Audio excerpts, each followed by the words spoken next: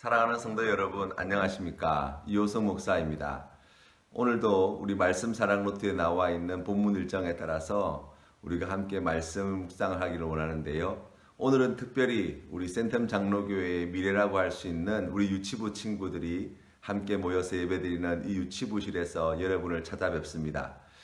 우리 유치부의 아이들이 정말 행복하고 또 기쁘게 하나님의 말씀을 배우고 또 사랑하는 우리 선생님들과 또 부모님의 사랑을 그냥 이곳에서 마음껏 누리며 신앙생활을 해나갔으면 좋겠습니다.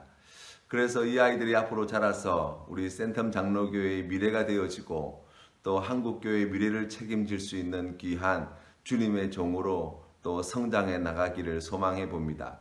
우리 사랑하는 성도님들, 오늘 우리가 이 하루를 살아가면서 하나님 앞에 여러 가지 기도의 제목이 있지만 특별히 우리 유치부 친구들을 위해서 잊지 말고 기도해 주시면 큰 힘이 될 수 있을 것 같습니다. 오늘 우리가 함께 나눌 말씀은 시편 146편 말씀인데요. 제가 먼저 봉독해 올리도록 하겠습니다. 할렐루야, 내 영혼아 여호와를 찬양하라. 나의 생전에 여호와를 찬양하며 나의 평생에 내 하나님을 찬송하리로다. 귀인들을 의지하지 말며 도울 힘이 없는 인생도 의지하지 말지니 그의 호흡이 끊어지면 흙으로 돌아가서 그날에 그의 생각이 소멸하리로다. 야곱의 하나님을 자기의 도움으로 삼으며 여호와 자기 하나님에게 자기의 소망을 두는 자는 복이 있도다. 여호와는 천지와 바다와 그 중에 만물을 지으시며 영원히 진실함을 지키시며 억눌린 사람들을 위해 정의로 심판하시며 줄인 자들에게 먹을 것을 주시는 이시로다. 여호와께서는 갇힌 자들에게 자유를 주시는도다. 여호와께서 맹인들의 눈을 여시며 여호와께서 비굴한 자들을 일으키시며 여호와께서 의인들을 사랑하시며 여호와께서 나그네들을 보호하시며 고아와 가부를 붙드시고 악인들의 길은 굽게 하시는도다. 시온아, 여호와는 영원히 다스리시고 내 하나님은 대대로 통치하시리로다. 할렐루야. 아멘.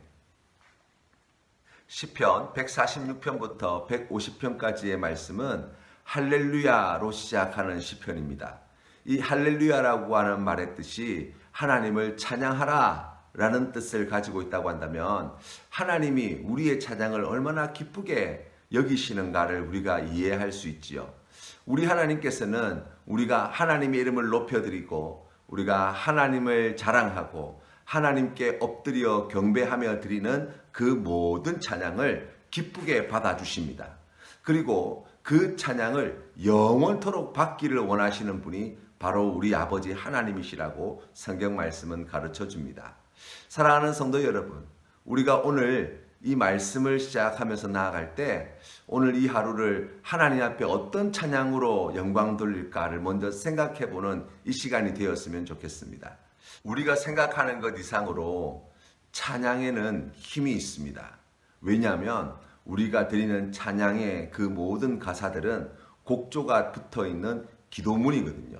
다시 말하면 우리가 하나님 앞에 기도하는 것과 동일한 효력과 또 그러한 역사가 나타나는 것이 바로 이 찬양이 가지고 있는 힘이라고 이해할 수 있어요. 여러분, 그래서 우리가 하나님 앞에 믿음으로 살아갈 때 이 찬양이 기도와 함께 우리의 삶에 얼마나 중요한지 모릅니다. 미국에는 밤낮으로 저를 위해서 기도하시는 할머님이 살고 계십니다. 젊은 시절 할머니는 대구 경북 지역에서 전도사님으로 사역을 하셨는데요.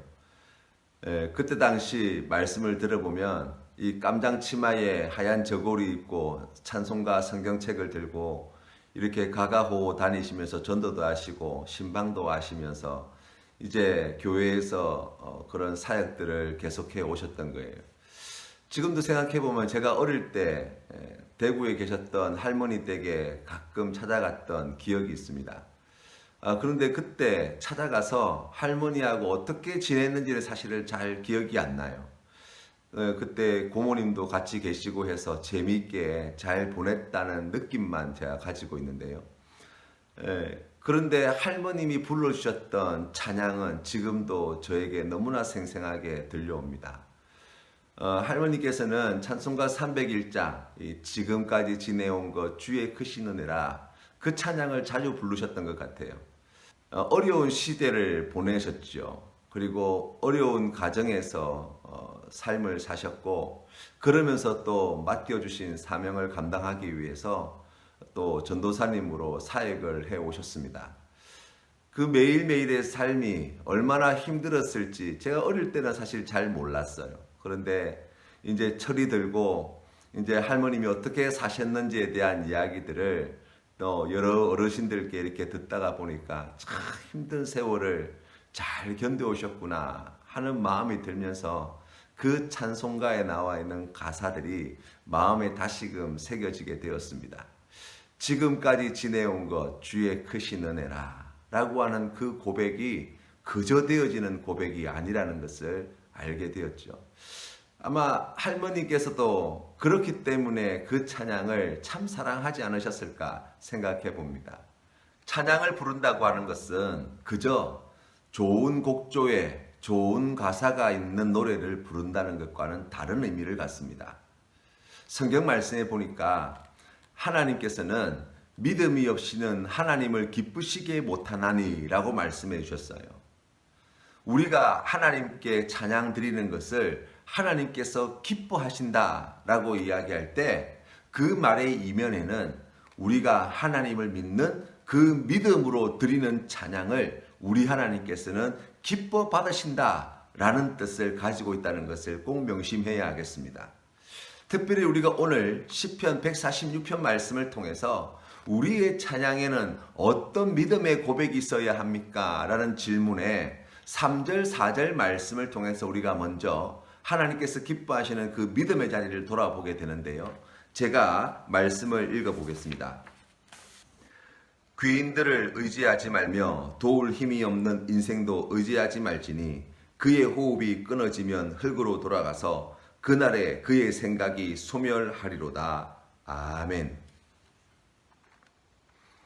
난세에 영웅이 난다는 말이 있습니다. 어렵고 힘들 때에 그러한 어려움과 고통 가운데에서 구원해줄 누군가가 등장한다는 어떻게 보면 역사의 아이러니이기도 하지요. 그런 이야기들을 우리가 역사를 통해서 많이 배우게 되지요. 이스라엘 백성들이 이제 40년 광야 생활을 끝내고 이 하나님께서 약속하신 가나안 땅에 들어오고 난 뒤에 정복 전쟁을 하고 그 땅에 정착하게 되었는데 이제 가나안 정복 전쟁을 이끌었던 여호수아가 죽고 난 뒤에 사울이 이스라엘의 임금으로 등장하기까지 약 200년의 세월을 사사시대로 우리가 이야기합니다. 이때는 이스라엘의 왕이 없었어요. 하나님께서는 이 사사들을 통해서 백성들을 이제 통치하시게 하셨는데요.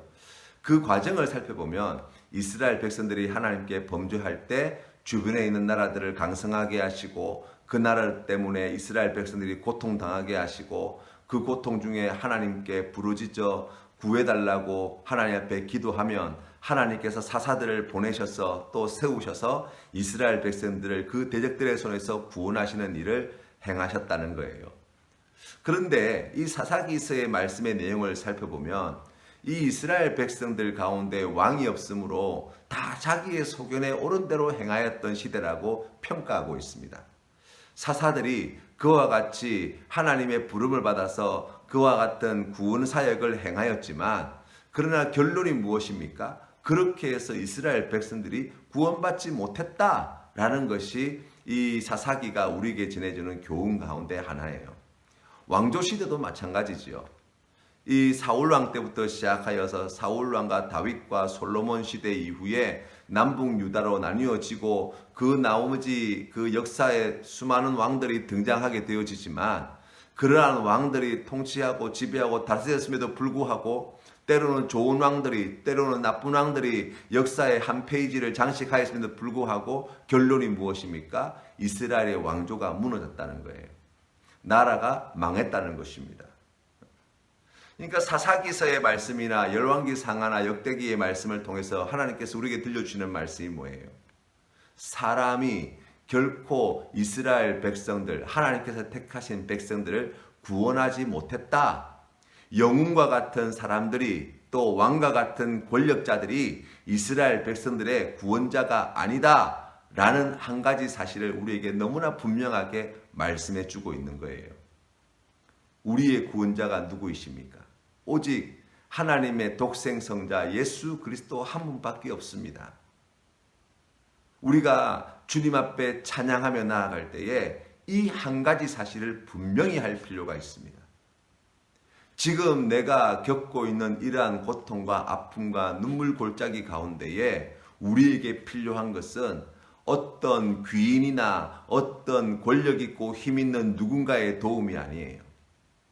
바로 나의 구원자는 오직 하나님 한 분밖에 없습니다 라고 하는 이 믿음이 우리에게 필요한 것이고, 그 믿음으로 주님 앞에 드리는 그 찬양을 우리 하나님께서 기쁘게 받으신다고 말씀해 주시는 거예요.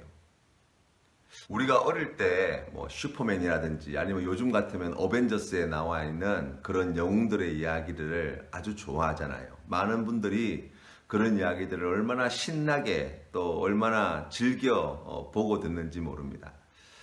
그런 이야기를 보고 들을 때마다 진짜 저런 존재가 있었으면 좋겠다. 저런 사람들이 있었으면 좋겠다.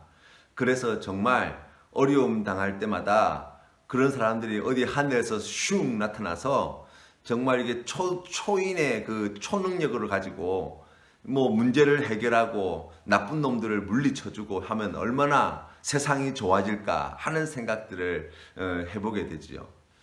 그런데 여러분, 그 이야기를 지어서 우리에게 들려주는 작가들은 그런 뜻으로 그 이야기를 지었을까요? 힘들고 어려울 때 그렇게 힘있고 능력 있는 누군가의 도움이 필요하냐? 주변을 봐라. 얼마나 힘들고 어려운 사람이 많냐? 네가 가서 슈퍼맨과 같이 그 어벤져스에 나와 있는 그런 영웅들처럼 그들을 도와줘 봐라. 세상이 달라지지 않겠냐? 뭐 이런 메시지를 우리에게 들려주려고 그런 이야기들을 만들지 않았나 하는 생각이 들더라고요. 우리가 오늘 성경 말씀에서도 마찬가지예요.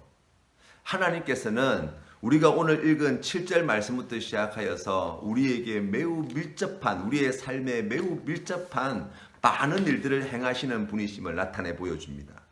억눌린 사람들을 위해서, 줄인 사람들을 위해서, 갇힌 사람들을 위해서, 맹인들을 위해서, 비굴한 자들을 위해서, 나그네들을 위해서, 고아와 과부들을 위해서 이와 같이 놀라운 일을, 선하신 일을 행하시는 우리 하나님, 우리 하나님이 이런 분 아니시냐? 그런데 여러분 잘 생각해 보세요. 맞아요. 우리 하나님 정말 그런 분이십니다. 우리가 그래서 그 하나님께 찬양 드리는 거예요. 그런데 우리가 하나님께서 우리의 삶의 자리에서 이와 같은 은혜롭고 사랑이 많으신 놀라운 일을 행하시는 분이십니다라는 고백만 가지고 주님께 나와 찬양 드리는 것, 거기에서 우리가 한 걸음 더 나아가기를 원하시는 하나님의 마음을 읽으셔야 돼요. 우리 예수님께서는 안식일에 병자를 고치시고 안식일에 사람을 살리는 놀라운 일들을 행하여 주셨어요. 그때 바리새인과 서기관과 같은 사람들로부터 이 어떤 공격을 받으신 거예요. 안식일을 범하는 죄를 저질렀다는 거예요. 그때 주님께서 하신 대답이 무엇이었습니까? 봐라, 제사장들도 안식일에 일하지 않냐? 하나님이 안식일에 일하시니 나도 일한다 라고 말씀하신 그 주님의 말씀을 우리가 기억해야 합니다. 하나님이 이와 같은 일을 행하십니까? 그러면 그 뒤에 이어져야 할 이야기가 무엇입니까? 그래서 우리도 그 일을 행하겠습니다 라는 믿음의 결단이에요. 우리가 하나님께 찬양 드릴 때에 우리의 찬양에 이와 같은 믿음의 고백이 함께 녹여져 있다면 얼마나 좋을까요? 하나님이 오늘 성경 말씀에 나와 있는 것처럼 하나님께서는 억눌린 자와 줄인 자와 또 갇힌 자와 맹인들과 비굴한 자들과 의인들과 나그네들과 고아와 과부들을 위해서 하나님께서 이와 같은 선한 일을 행하시는 분이십니다. 그래서 나도, 그래서 우리 센텀 장로교회도, 그래서 우리 가족도 하나님께서 이와 같이 일하시니 우리도 그렇게, 나도 그렇게 일합니다. 저도 그렇게 살고 있습니다. 라는 고백 말입니다. 우리가 그러한 삶의 자리에서 하나님께 기쁨으로 찬양 드릴 때에 하나님이 그 찬양을 기쁘게 받아주시지 않겠습니까? 우리 하나님이 더욱 아름답게 빛나지 않겠습니까? 찬양을 많이 부르십시오. 찬양을 가까이 하십시오. 그러면 하나님께서 그 찬양 가운데 주시는 놀라운 은혜와 복을 우리가 풍성히 받아 누릴 수 있습니다. 오늘 함께 부를 찬송은 찬송가 301장입니다. 지금까지 지내온 것 주의 크신 은혜라 한이 없는 주의 사랑 어찌 이루 말하랴 자나깨나 주의 손이 항상 살펴주시고 모든 일을 주 안에서 형통하게 하시네 몸도 맘도 연약하나 새 힘 받아 살았네 물 붓듯이 부으시는 주의 은혜 족하다 사랑 없는 거리에나 험한 산길에 맬 때 주의 손을 굳게 잡고 찬송하며 가리라 주님 다시 배울 날이 날로 다가와 무거운 짐 주께 맡겨 벗을 날도 멀잖네 나를 위해 예비하신 고향 집에 돌아가 아버지의 품 안에서 영원토록